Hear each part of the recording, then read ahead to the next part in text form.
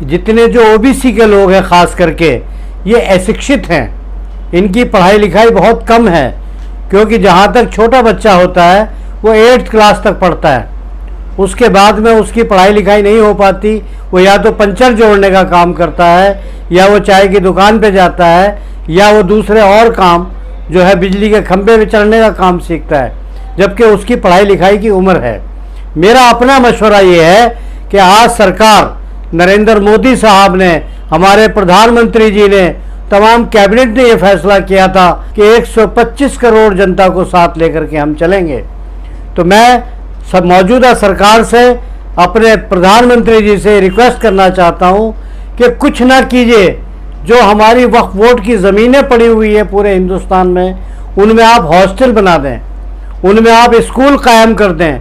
कोई नया प्रोजेक्ट बनाने की आपको ज़रूरत नहीं है, बल्कि लोकसभा से, चूँकि आपकी सरकार बहुमत में है, और ये एक चीज़ कानून पारित करें कि जितनी भी ज़मीनें वक्फ बोर्ड की पड़ी हुई हैं उन ज़मीनों में कॉलेज बनाएं, स्कूल बनाएं, और स्कूल बनाने के साथ साथ में वहाँ पर शिक्षा का स्तर हो, और वहाँ पर ख़ास करके जो माइनॉरिटी के लोग हैं उनका रिजर्वेशन लागू होना चाहिए।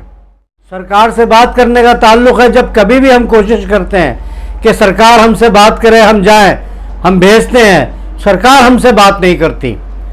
सरकार पता नहीं क्यों नहीं हमसे बात करती, जबकि वो प्रधानमंत्री 125 करोड़ जनता के हैं, सिर्फ एक कम्युनिटी के प्रधानमंत्री नहीं हैं।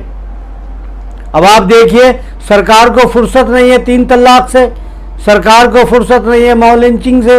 उनके मिनिस्टर जो है वो इस तरह की बातें करते हैं, कभी गाय का मसला, कभी किसी चीज़ का मसला।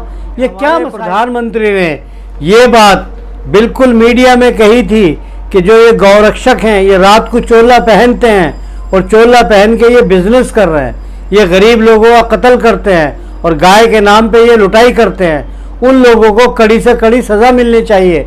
जब तक उन्हें सज़ा नहीं मिलेगी, बल्कि मिनिस्टर उनके बचाव में आ जाते हैं, तो मैं तो सरकार से ये मांग करूँगा, जो ये फर्जी गौरक्षक हैं, जो ये कत्ल करते हैं लोगों का, जो बेगुनाहों का कत्ल करते हैं, इनको फास्ट कोर्ट बने और 1 हफ्ते के अंदर सज़ा मिले, और इन्हें भी खुले ऐलान फांसी मिलनी चाहिए, ताकि ये सब चीज़ें ख़त्म हो जाएं। और दूसरी बात, सरकार को अगर इतनी चिंता है तो राष्ट्रीय पशु घोषित करे गाय को, जिस तरीके से मोर को आपने राष्ट्रीय पंछी घोषित किया, आप गाय को भी करें।